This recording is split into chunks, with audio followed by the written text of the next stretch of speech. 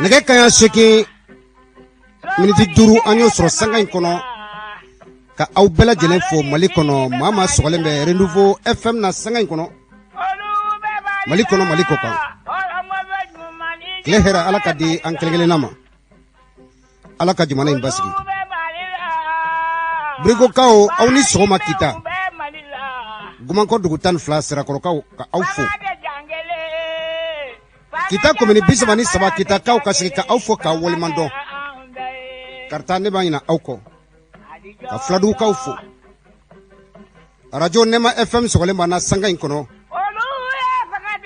apekafu ajekulu tondem bela jele ka aw fo ka awalemando président Mamadou Zoumana Sidibe Mamadou Z ne chamamba fo tanto amba fene fo aka wulika jawla fladugo ka bonogola abse ka sansoro chomina fere chamambe cheba imbolo anaka de law silendo ka nyasi fladugo ma fladugo ka oni soma nambora fladugo ambe gere kulukani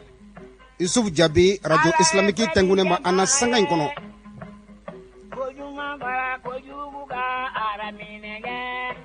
mbalmaw nambora kulukani ambe do kati kaw awni soma douane commandant Fodé Konebe sanga inkono kata se chef de bureau Sakoma ube lamenina ka aw bela jelen fo oye kati dondai anga chekoroba be ka aname kati chef Mayan Samake adjudant chef à la retraite anaka dembaya krukara ka aw bela jelen fo Javier Kalandeu kati Mayan togola ka aw bela jelen fo ay kolosi samande ay dowke o kati kele na anga musoroba be madame Doumbia Umun Doumbia amba fo kati o kati jekulu be nteru be brombe kati famille Damele commandant Christophe Damele naka demaya madame Damele Fatmata Daw abed lamenina lieutenant Seba Jara lieutenant Chagna Sibi Kati obe kalamen ke sanga inkono direction centrale des services de santé des armées capitaine Adraman So anaka demaya obe kalamen ke katase colonel Assimi Goïta président de la transition chef de l'état mon président Nisoma kati kauka aufo o kati kelena commandant Baba Sissé conseil spécial du président Assimi Goïta amba fo kenen kono kati Djinabou Traoré be lamenna kati Broma Koulibaly be kati Drissa Diallo be kati kawo awni sogoma alaka kanuto alakana ansi to janfala kabo katika do kuluba madame Maiga Fanta Maiga abella menina kati safurlay ponje kuluba amba fenefo katikaw kasirinka awfo ko alaka kanuto namura kuluba ponje madame Maiga Fanta abe Kadji état major la famille ne togomay général de division Ibrahima Dairou Dambélé mon général mbe garde boula ko alaka kanunto madame la ministre des transports des infrastructures équipements madame Dambélé Madina Sissoko amba fenefo kenenka Salif Jara ministre de la sécurité intérieure et de la protection civile attaché Madou Doumbia avec l'Amérique Katase capitaine Adama Keita aide de camp du ministre Ibrahim Dairou Dambélé mon capitaine Aouni Sogoma amba fenefo Namborae Ambesse Cour suprême nana cassé président ini soma Alou Bouakar Alou Badra nana cassé Alou Badra nana cassé Cour suprême na abe sente la amba fukene kono Direction générale de la protection civile lieutenant-colonel Baba Sissoko amba fene fo ko alaka kanuto Chelekao awni sogoma Amadou Tungara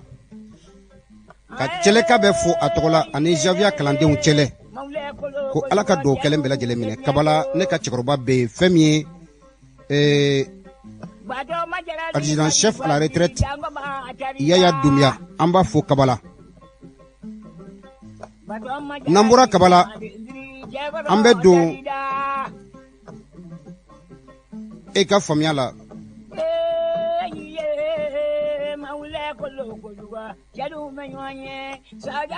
apidom na nyamakro Dr Mamadou Diallo avec la menike amba fene foka wole mando ko alaka kanuto mbalma o foso kunkan kene sigira kene mi na menyon blasra bonya ani karama kono faso murabaga o au ka yeta au ka keta ka kuma di faso deuma uye mune kolosi au ka barala mun fora fasoima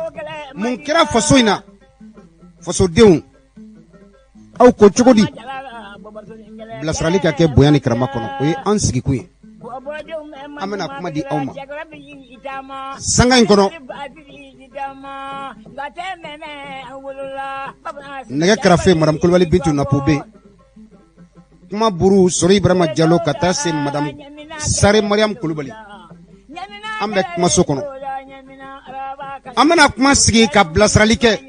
ka kuma di auma amunun be na funa fela kan ka don jamana mara chokola jamana kono deun beki tafo boyani karamako ansiki kun fle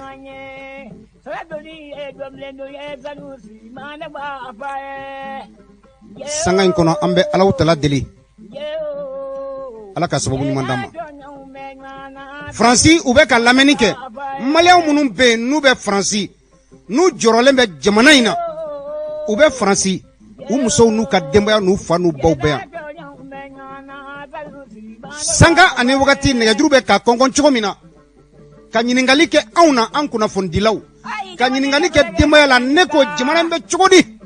nunun diselembe ka singo Franci jamana in kanu bolo ambufu Alassane Maïga Paris ambafo Magan Ouattara Paris ambafo Bakary Dougouré abe lamenina Demba Soare abe ka lamenike Toumani Sissoko Cheikh Sidi Bokoum nunun bela jele e ka fonya bala ka tase Mamadou Koulibaly ni Bakary Koulibaly nunun be Paris jamana en kanu bula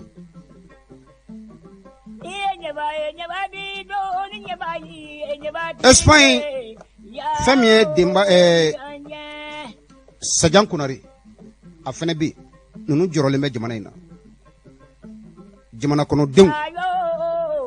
nunu de mawye munu be kokan malewna nani munu be nyon soro sufra kleka nu be nyini galuke nu be blasraluke u jorole no jamana ina ko alaka kanuto alibi alaka ambela jele la kana madame Kulbali Bintu Napo Amadou ni Mariam ibe fieni mbo ansenkro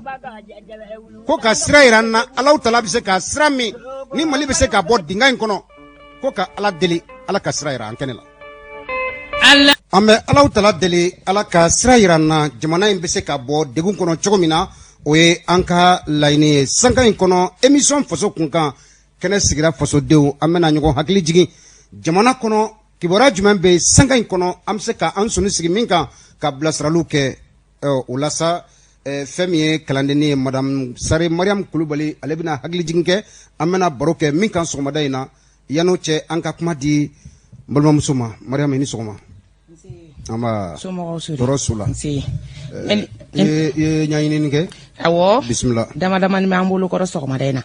nganyeni ngak madam nambi alla me baga bela jelen fu kene konnana bela jele fu kam bi jamu ngami talike meeting baro bino na ba fuma ko nyoko jele ba alibna bulu alibulu le no samedi nata bi kunyogo le 23 okay Awo bon vérificateur général fana ale fana ye rapport kɛ k'a di an ka ɲɛmɔgɔ ma n'o ye Asimi Koyita ye n'o fana bɔra yen nɔ o Goodluck Jonathan ale fana bɛ sira la ka na Mali la sini n'Ala sɔnna ma awɔ d'accord o mana bɔ yen nɔ ɲɔnɔ fana bɛ yen ɲɔnɔ kibaruya fana bɛ yen awɔ dagabawuli bɛ yen walayi ni Ala sɔnna nunu ye kibaruyaw ye an bɛna kuma min kan sɔgɔmada in na ka hakili jigin kɛ o b'a jira k'a fɔ nin semaine in kɔnɔ ni kibaruya damadɔ de an y'an sɔnni sigi min kan n'an bɛna a walawala dɔɔni ka ɲɛfɔli k'a kan faamuyali ka sɔrɔ merci beaucoup d'accord donc ne ba an bɛ taa hali bi sanga in kɔnɔ ka jira k'a fɔ ni Ala ye an si jɔ ka bi kunɲɔgɔn jira an kɛnɛ la octobre kalo tile 23 k'a ɲininen bɛ maliyɛn bɛɛ lajɛlen fɛ an ka bɔ komi kɔnɔkulu an ka bɔ komi diden an ka bɔ komi dakɔnɔɲi o b'a jira k'a fɔ place de l'indépendance min bɛ yen yɛrɛwolo debout sur les remparts ko wele bilalen bɛ fasoden bɛɛ lajɛlen ma an ka bɔ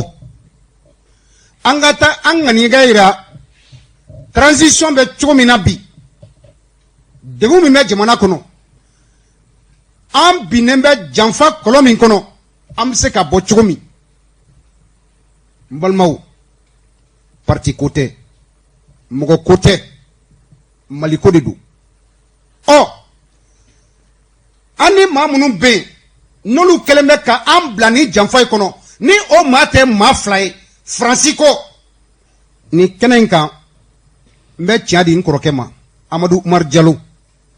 a tun b'a fɔ sanka ani wagati bɛɛ ko jihadiste tɛ Mali la terroriste tɛ Mali la ko Faransi de bɛ Mali la fɛn o fɛn bɛ ka kɛ Mali kɔnɔ yan nin bɛɛ lajɛlen Faransi de ka janfa ɲɛsirilen ka si Mali ma a don an ma se k'a faamuya cogo si la an ye sɔsɔli caman kɛ Amadu ka kɔrɔfɔ in kan mais bi wagati de taa tiɲɛ ye an ye min ye an ɲamɛ min na o ye Faransi ka janfa min n'an b'a kɔnɔ Faransi kɛlen bɛ ka janfa min ta ka ɲɛsin Mali ma an ka sɔrɔsiw nana k'olu bɛ min dɔn Faransi bɛ min dɔn olu b'o de dɔn Macron a filanw de bɛ fanga la Mali la ko Mali ye jamana ye bi a fɛnɛ a sera an ka tiɲɛ fɔ ɲɔgɔn ye ni an bɛ jɛ accord de coopération militaire min bɛ yen Asimi ko ka fɔ Macron ye an ka sigi o accord de coopération in yɛlɛma ka don a la a fɔlen tile kana bila bi la sɔrɔsiw nalen tile kana bila bi la ni kuma in bɔlen tile Asimi da kɔnɔ ka ɲɛsin Macron ma Macron tile kelen ma sinɔgɔ a tile kelen a ma sinɔgɔ Macron y'a ye k'a fɔ n'u ma wuli ka jɔ jamana in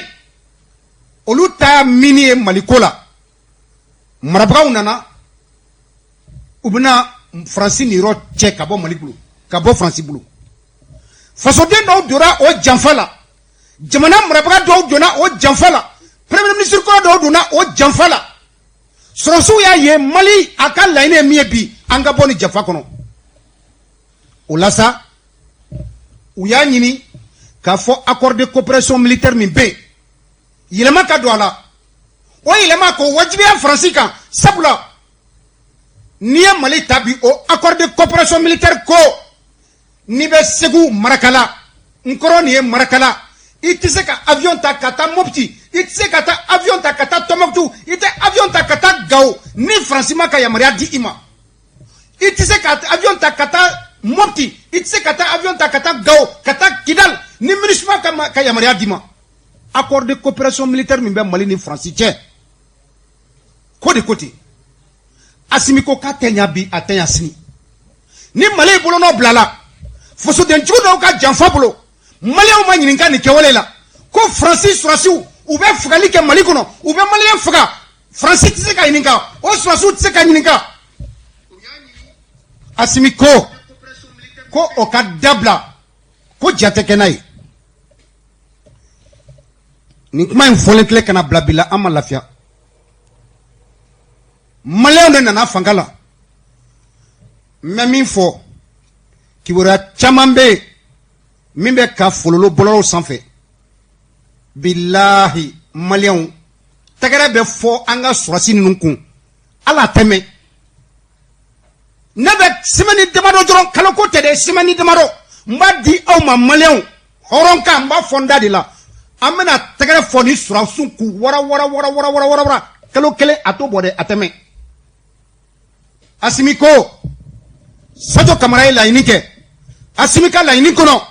ko ka bolo di jamana wɛrɛ ma an k'an bolo bɔ Faransi bolo sabula Faransi ye Mali janfa ka ban a daluya bɛɛ lajɛlen bɛ an tɛgɛ kɔnɔ u wulila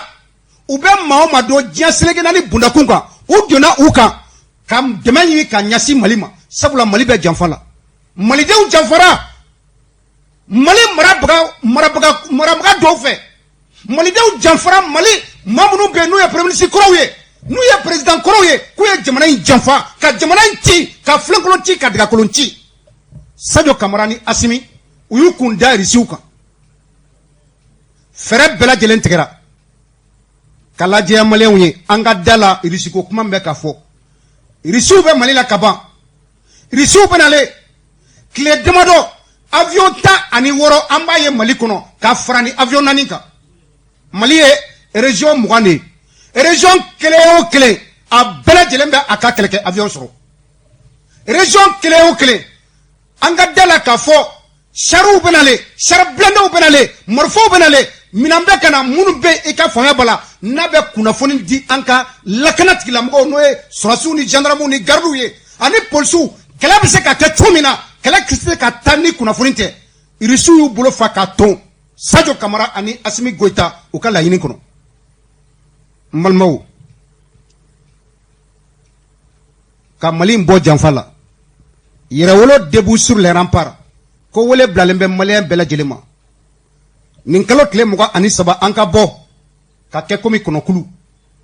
maliyɛnw a ye bɔ Mali yɛrɛwolodenw a ye bɔ minnu ta ye Mali ko ye ni mɔgɔ ko tɛ dɛ sabula tagayɔrɔ fila t'an na nationalité fila t'an bolo an ka bɔ ka taa an fɛla yira diɲɛ na min bɛ ka kɛ jamana in kɔnɔ ka yira i ka fɔnya bala k'a fɔ ko Mali janfalen don janfa in a bɛ kɛnɛma janfa in a bɛ kɔnɔna la ni Ala sɔnna an bɛnbaw u ye duwawu min don Mali dɔnnikɛlaw ye duwawu min don jamana in tɛ to janfa la ko welewelekan bila ye maliyɛn bɛɛ lajɛlen ma yɛrɛwolodenw Mali kanu bɛ minnu na k'an ka ɲɔgɔn sɔrɔ place de l'indépendance la nin kalo tile 23 an kana an fɛla ka dɔn ni Alahu Taala sɔnna ma o la wele bilalen bɛ société civile bɛɛ lajɛlen ma société civile min tɛ nafigi ye dɛ aw bɛ hakɛ to n b'a fɔ tan société civile min tɛ a yɛrɛ janfa société civile min b'a a yɛrɛ dɔn k'a fɔ ne ka sigikun ye laɲini min bɛ ne la o ye jamana ko ye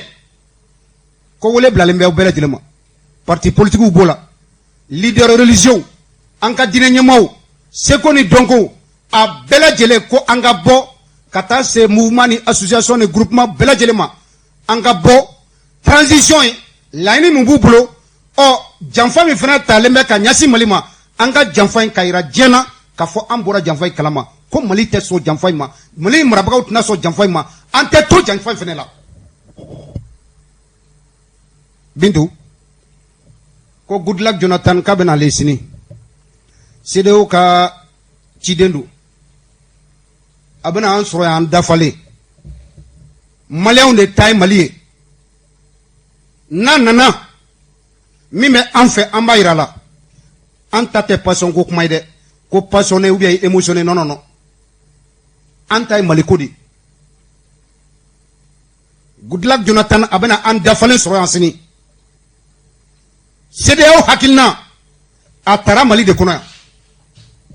o CEDEAO tɛ se ka an bɔ an ja kan Faransi tɛ se k'a bɔ an ja kan maa minnu bɛ Faransi bolo ni Faransi bɛ k'olu labɛn an dafalen bɛ yan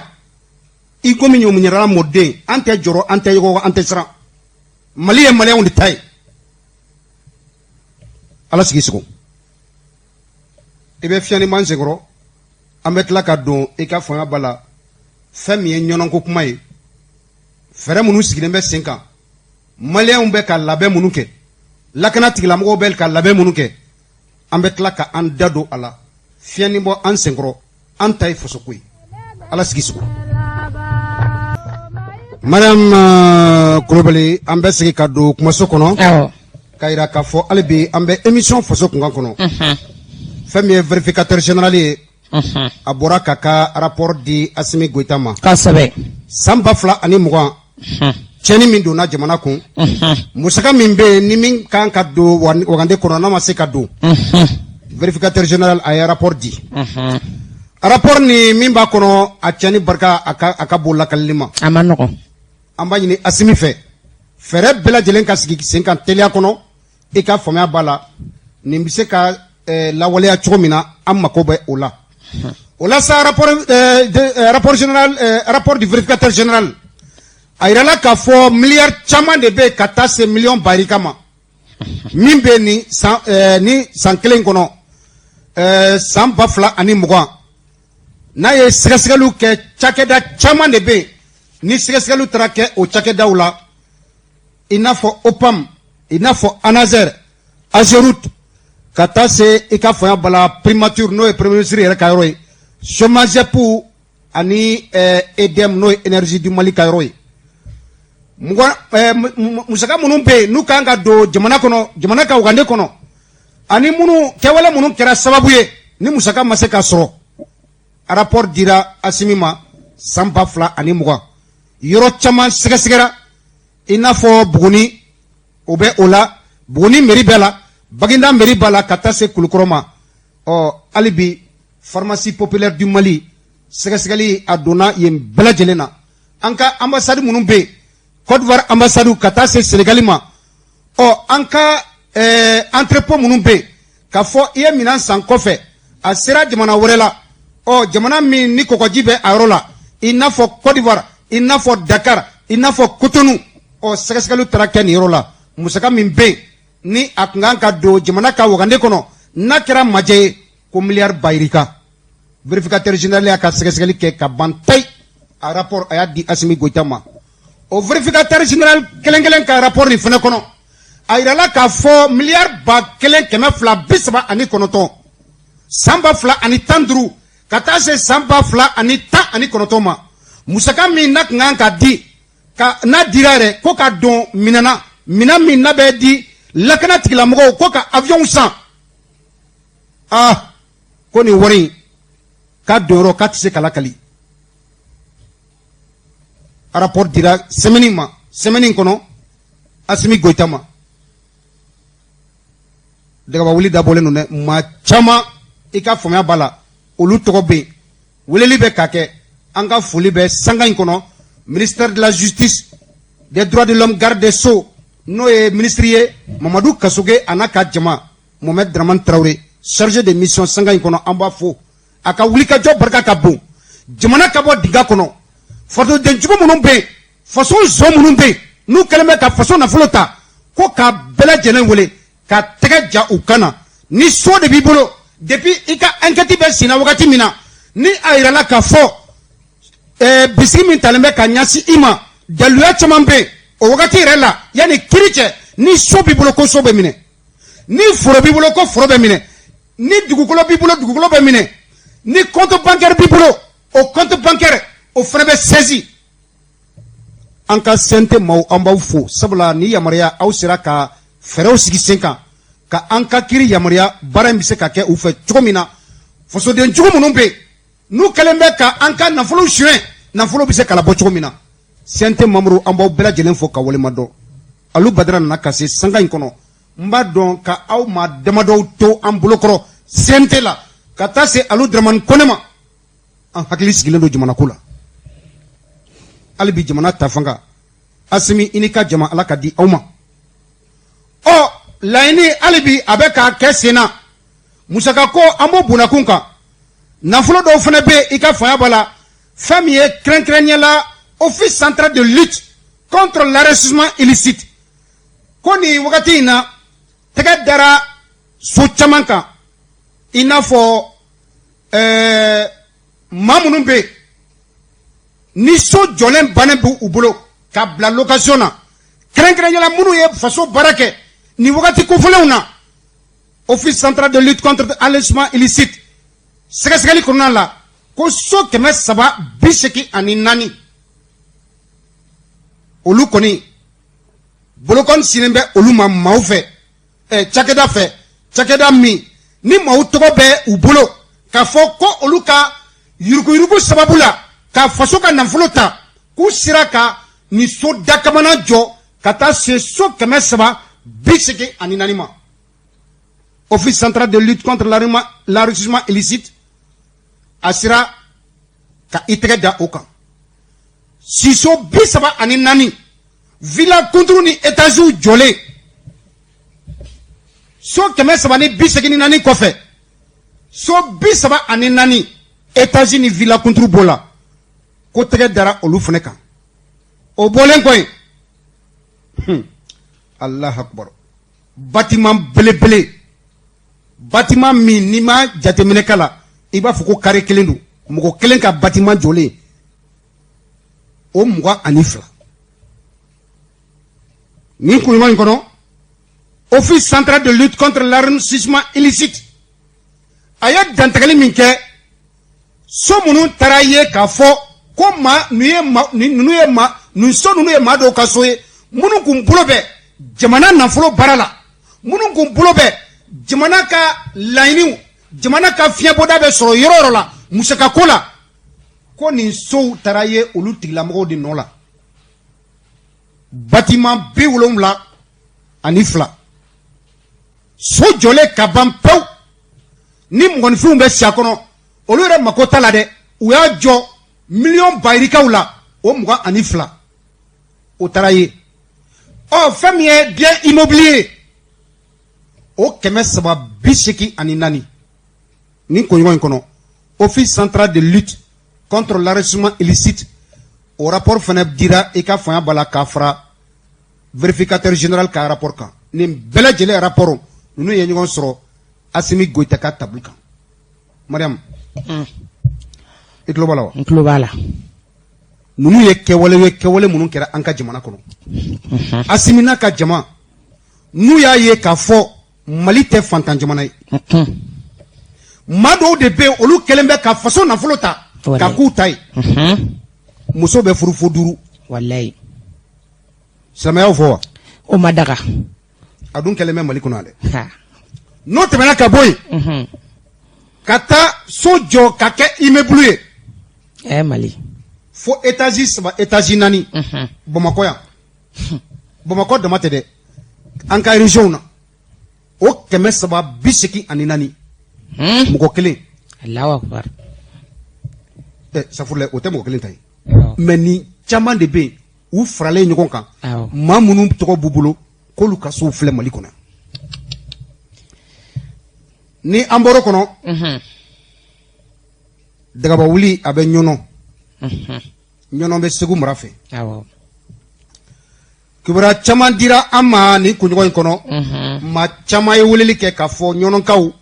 ni degun tɛ fila ye kelen don ɲɔnɔkaw degunna kosɛbɛ an ye an ka sɛgɛsɛgɛliw kɛ sen kan an dɔnmɔgɔ fɛn o fɛn bɛ ɲɔnɔ an ye weleliw kɛ mais min bɛ ka mɛn an fɛ an bɛ ka wele ka mun fɔ an ɲɛna an tulo la n'an bɛ ka min mɛn ani n'an bɛ ka an dɔnmɔgɔ minnu bɛ ɲɔnɔ Mariam ninnu cɛ ka jan ɲɔgɔn na dɛ o ka jan kibaruya jɛlen min ye ɲɔnɔ dafɛdugu dɔw bɛ yen donsow u ye tiɲɛni kɛ kɛrɛnkɛrɛnya la yɔrɔ dɔ la nin kuɲɔgɔn in kɔnɔ n'o ye Sibi ye fɛn min ye terrorisiw ye u nana maloforo sufɛ ka don maloforo la ka tugu duguntu la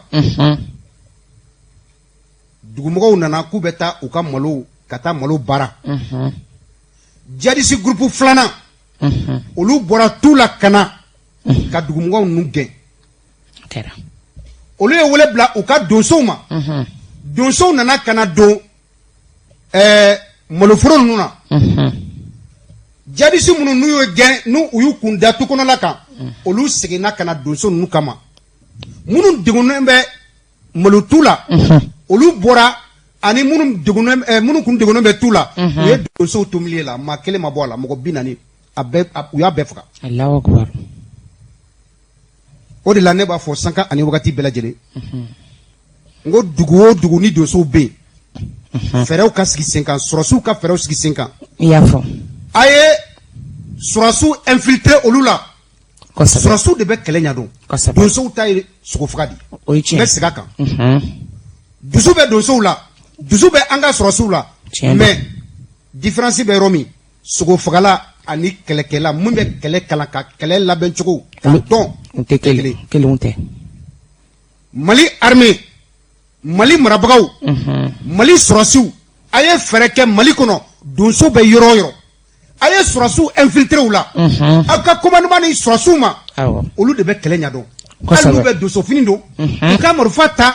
ni graw kɛra yɔrɔ min na u ka bɔ mais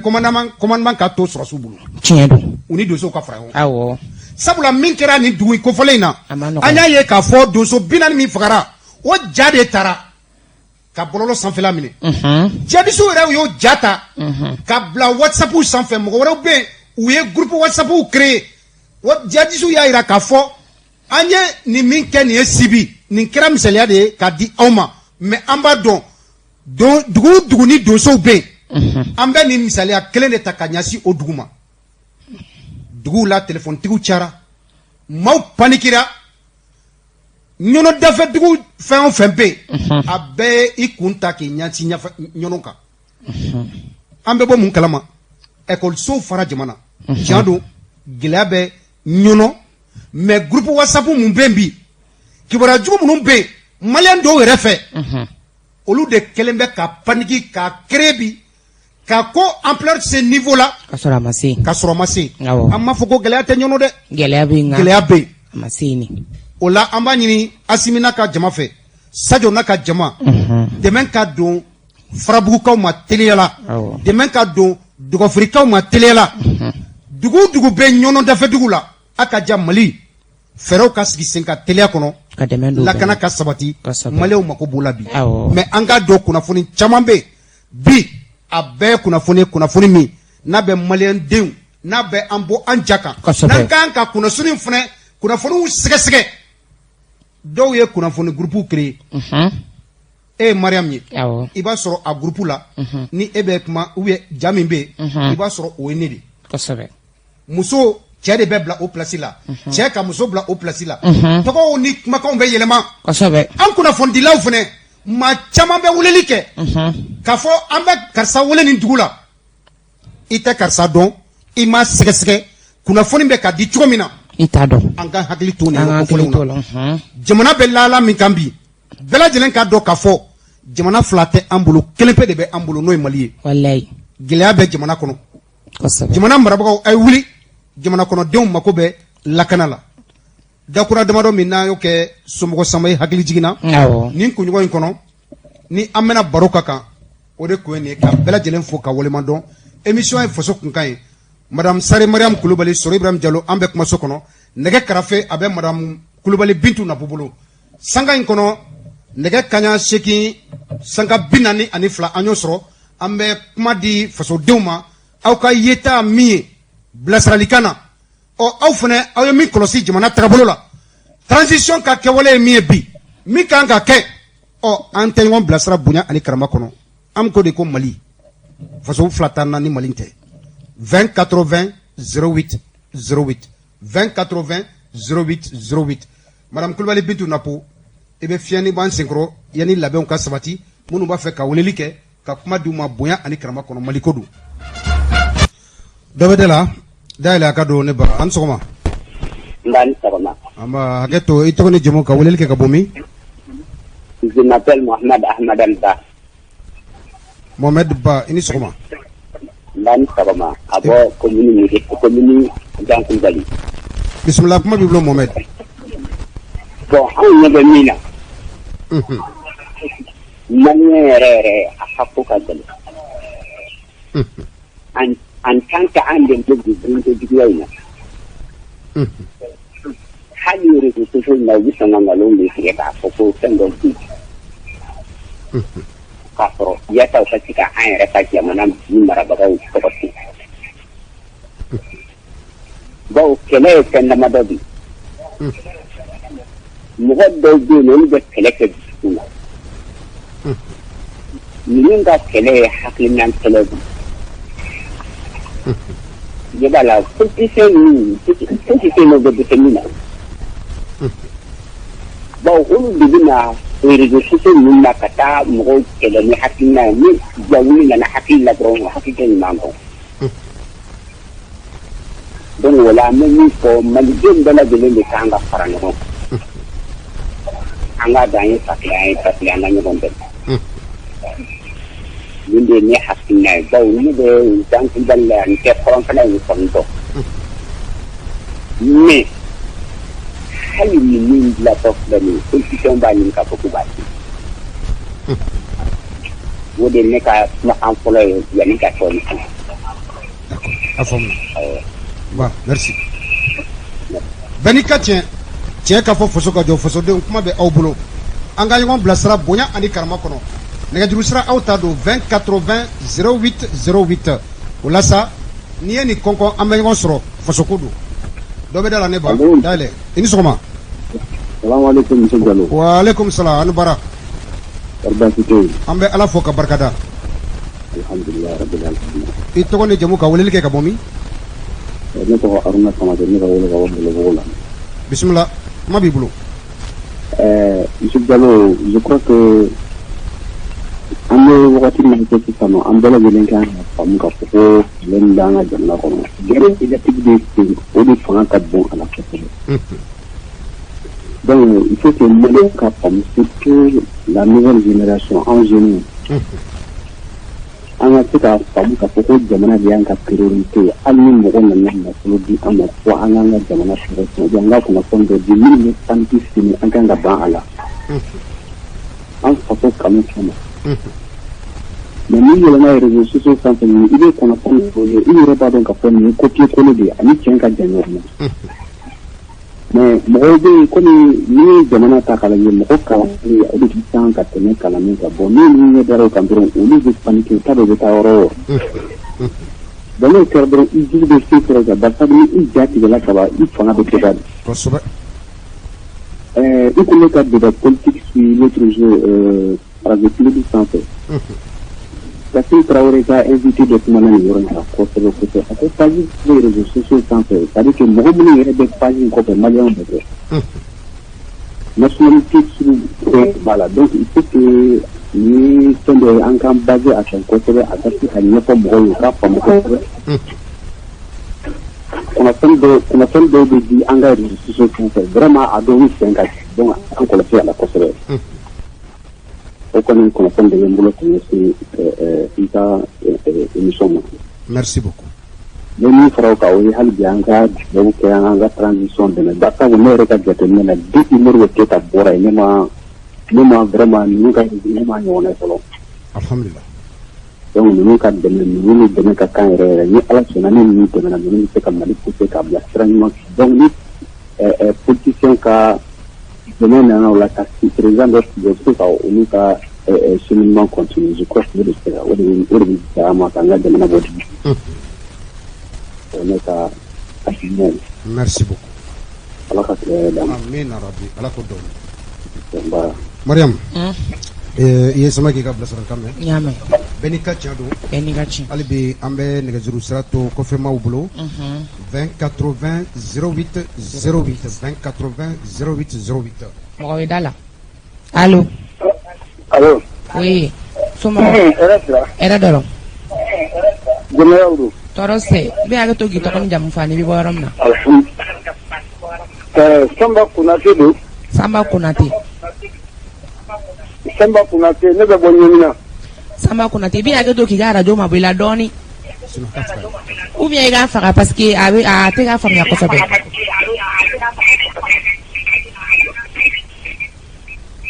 Awɔ jɔn. Awɔ. A ka fisa. A ka fisa. Awɔ. Ayiwa n ka dɔɔnin bɔ a la n'o tɛ a ma fɔ ka da n ka dɔɔnin bɔ a la yɛrɛ de. Awɔ. Ne bɛ bɔ Ɲemina. Awɔ. Bon sigilen don Ɲemina yɛrɛ fana. An bɛ aw lamɛn antenne dɔw de la an bɛ antenne dɔw de sigi sanfɛ pour que an ka renouveau ni Siledu ninnu pour que an b'olu sɔrɔ cogo min ani radio Liberté ninnu an b'olu sɔrɔ antenne de sababu la. n'o tɛ communication tɛ aw ni anw ka radio ninnu cɛ o de kosɔn a sɔrɔli ka gɛlɛn nka a ka d'an ye kojugu. A ma nɔgɔn. An yɛrɛ sigilen an ka jeunesse ka gɛrɛn kɛnɛ kan sisan Ɲamina an ka sɛnɛ la yen. Kuma minnu bɛ ka fɔ nin ye an ka Ɲaminakaw bɛɛ bɛnnen don a kan coalition mɔgɔw. An k'u dɛmɛ fo ka se a dan na. Bon o tɛmɛnen kɔfɛ. Ɲɔgɔnyeba min bɛna kɛ an ka indépendance terrainba in siraba in kan. Bon an bɛ ka laɲini fana an ka jeunesse bɛɛ ka mobiliw ɲini mobili minnu bɛ se ka jama cɛ ka bɔ Ɲamina ka na a kɛnɛ yɛrɛ fana kan. Ka na président ni Sokɛli lafasa. Ka jamana fana lafasa u bɛna kɛ jamana dilan ni Sokɛli kama kɛ dɛ an bɛna jamana de kama. Parce que u bɛ jamana jɔn sira min kan an bɛna o de kama. N'an ye kuma sɔrɔ fana an bɛ kuma ɲini bari an dɔngɔ ye min ye ko maa minnu bɛna n'o ye sɔrɔdasi ninnu ye. N'u n'a mɛn u ka baara commencé joona ɲɔnɔ jamana kan ani Kɛɲɛba jamana ninnu ka joona k'a ye mara ye. U ka jadisi u ka setanama min jadisi kɛra jadisi ye diinɛ kɛlɛkɛlaw de diinɛ kɛlɛkɛlaw tɛ setanama ninnu.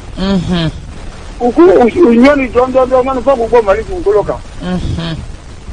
Sɔrɔdasi ye ka Mali bila cogo min na ka t'i da Niger k'a b'i bɛlɛ ka Mali kɛlɛcogo ɲɛ jira juguw la.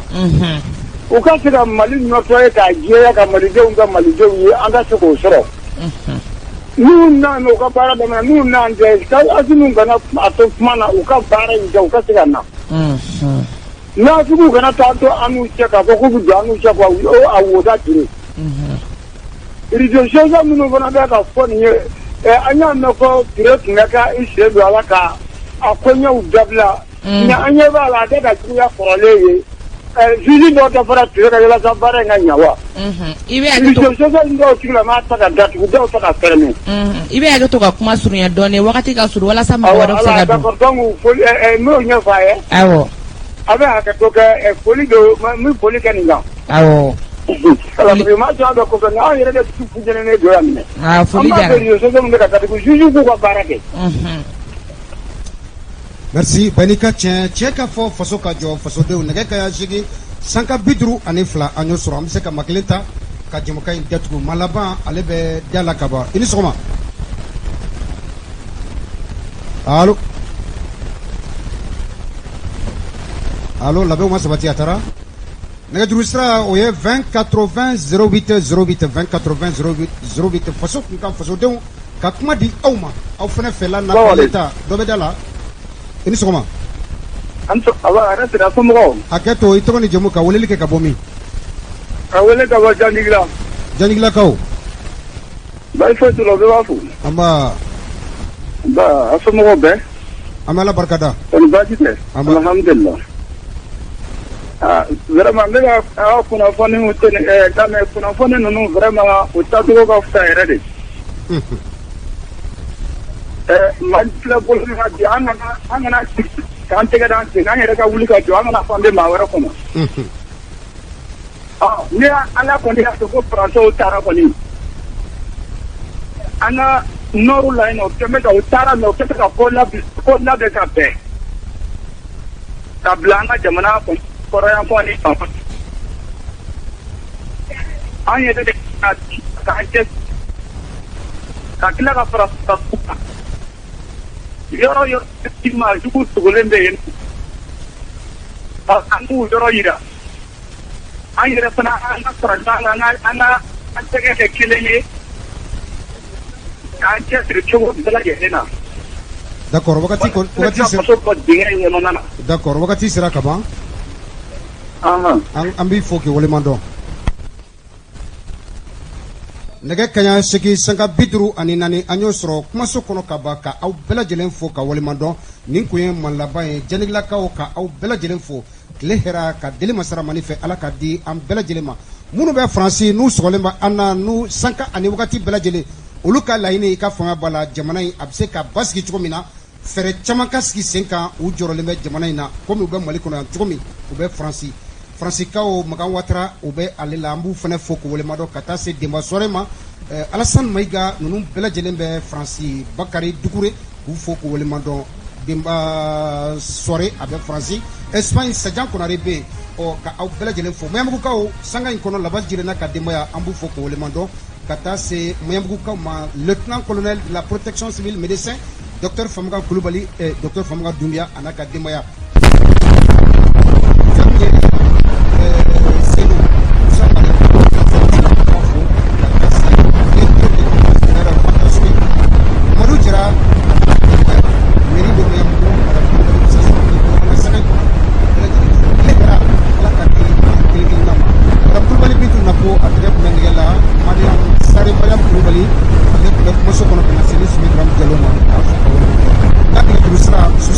Seize 27 40 36 76 27 40 36 midi wagati an ka ɲɔgɔn sɔrɔ bilasirali min bɛ aw fɛ a bɛ se k'o fɔ an ye hali bi ala ka tɛmɛ basi wasalaam